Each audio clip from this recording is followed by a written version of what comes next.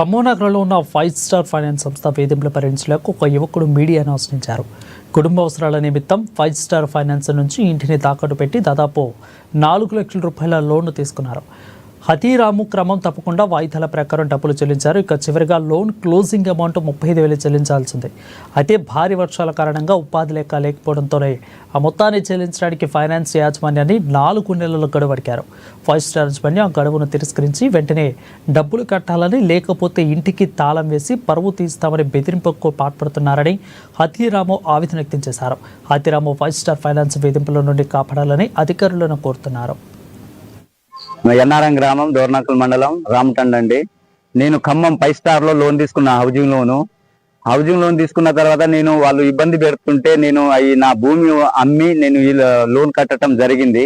అయితే ఆ లోన్ లో ఒక 35,000 నాకు లోన్ కొంచెం ఆగటం జరిగింది. అయినా కూడా నేను కడతా, ఒక 4 నెలలు టైం ఇవ్వండి సార్ అని చెప్తే 5 స్టార్ నుండి నేను మాట్లాడుతున్నాం, నువ్వు కడతావా లేకపోతే ఇంటికి తాళమేయా.